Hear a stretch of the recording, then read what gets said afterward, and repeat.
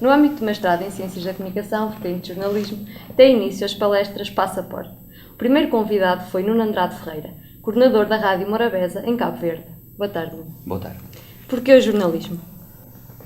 Boa pergunta. Não me lembro de algum dia ter pensado ser outra coisa que não jornalista, desde miúdo. Ainda pequeno, com pouco tempo depois de ter aprendido a escrever, comecei a fazer jornais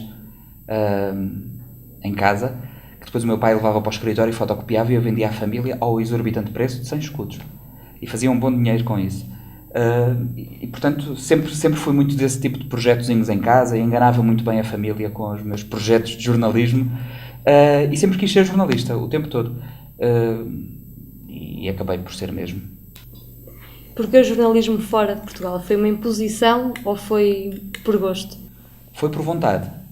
Eu sempre quis sair de Portugal, e já tenho esta ideia mesmo antes desta crise toda e das circunstâncias obrigarem muita gente a sair de Portugal, mesmo sem ser essa a sua primeira opção. E sempre procurei uma oportunidade de o fazer, de preferência ligado à minha área profissional e ao jornalismo. Essa oportunidade surgiu em 2008, quando fui para Angola, e aproveitei-a assim que pude e da melhor forma que pude, e ainda não voltei. Antes de partir para Angola, fez também jornalismo em Portugal? Fiz. Que diferenças encontra? Quais as principais diferenças que encontra entre o jornalismo que se pratica aqui e o jornalismo que se pratica lá? Em primeiro lugar, a disponibilidade de meios técnicos, que aqui, mais ou menos, nós temos acesso a tudo aquilo de que necessitamos para trabalhar nos órgãos de comunicação social. Mesmo os mais pequenos são hoje relativamente bem equipados, e em Angola e depois em Cabo Verde encontrei algumas dificuldades a esse nível. Além disso, os limites que ainda são impostos ao exercício da profissão. Tanto em Angola como em Cabo Verde e mesmo em Moçambique, onde passei durante algum tempo, embora menos, o exercício da profissão não está sujeito a uma censura institucionalizada.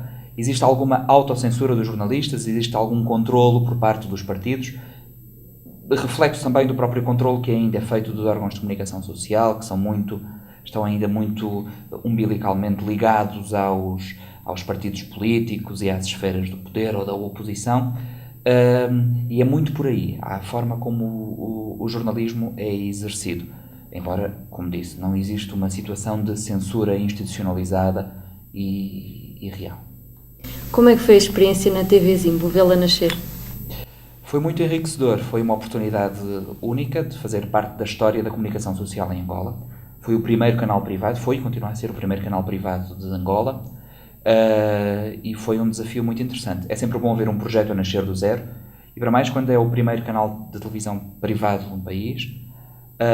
E eu cheguei e associei-me ao projeto numa fase ainda muito embrionária.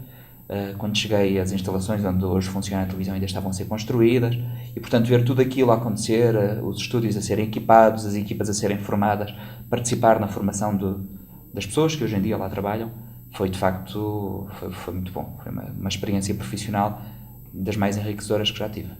E em relação ao Expresso das Ilhas, como é que foi essa experiência também a nível profissional? Quando terminei o meu projeto em Angola, onde estive quase 2 anos, decidi que era a altura de mudar.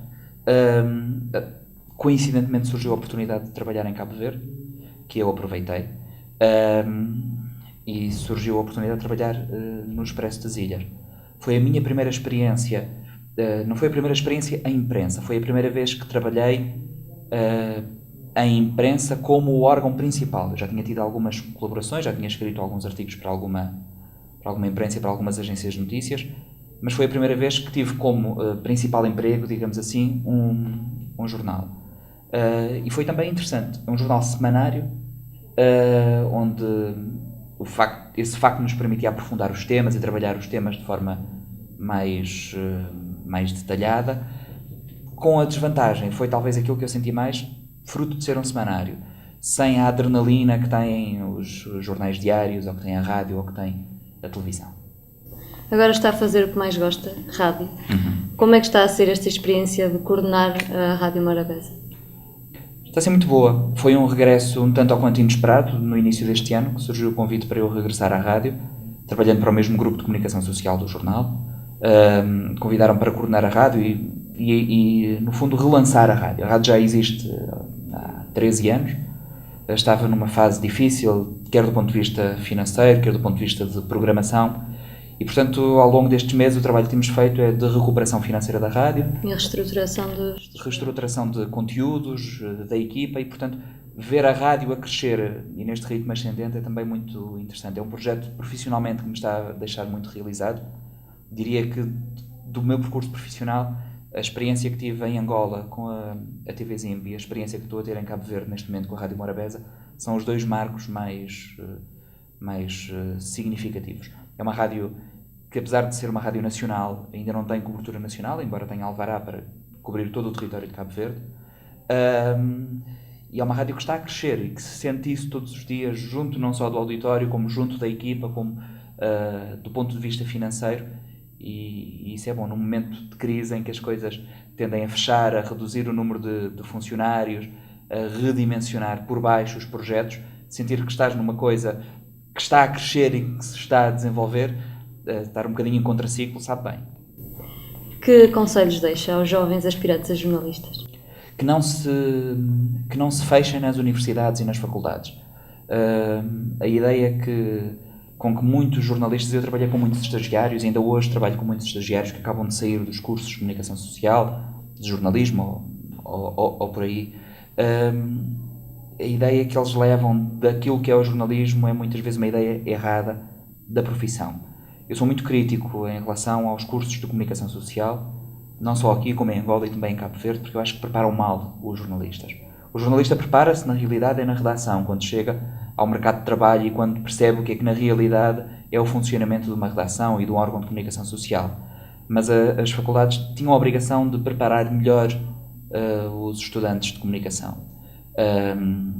Mas à parte desta crítica, o conselho que eu faço é para que durante a sua formação não se fechem na universidade e tentem fazer sempre aquilo que foi o que eu próprio fiz e não me arrependo, que implica sacrifício, claro, sacrifícios pessoais e de tempo livre, etc., que é procurar experiências profissionais mesmo durante a sua formação. Procurarem um jornal, uma rádio, seja uma rádio local, um jornal de imprensa regional, e mesmo gratuitamente fazer algum tipo de colaboração, porque isso permite-vos, em primeiro lugar, adquirir experiência profissional, é uma vantagem competitiva que têm quando acabam o curso, face aos colegas que só estiveram fechados no curso, e por outro lado, permite-vos conhecer melhor aquilo que é a dinâmica do jornalismo, que não é tão fantasioso como muitas vezes os estudantes imaginam. Há uma visão romântica do jornalismo dentro da universidade.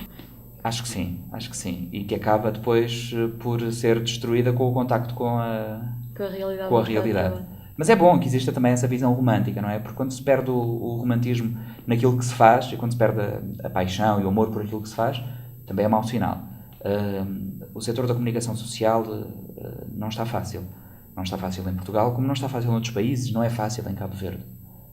Sei que em Portugal as dificuldades são muito grandes, apesar de já estar a trabalhar fora de Portugal há 4 anos, tenho ainda muitos amigos e colegas que continuam cá, e sei, pela voz deles e por aquilo que vou lendo e que me apercebo, que a situação é complicada. E quando as coisas são complicadas, só sobrevivem aqueles que realmente gostam daquilo que fazem, e aqueles que têm, pela comunicação social e pelo jornalismo em particular, uma grande paixão e sentem uma vocação muito grande. Esses continuarão sempre a ser jornalistas, mesmo que mal pagos, mesmo que a trabalhar muitas horas, sem folgas, sem férias pagas, sem direitos praticamente nenhuns, porque, como sabes, esta é uma profissão que nos consome e à qual, quando gostamos, nos entregamos de corpo e alma.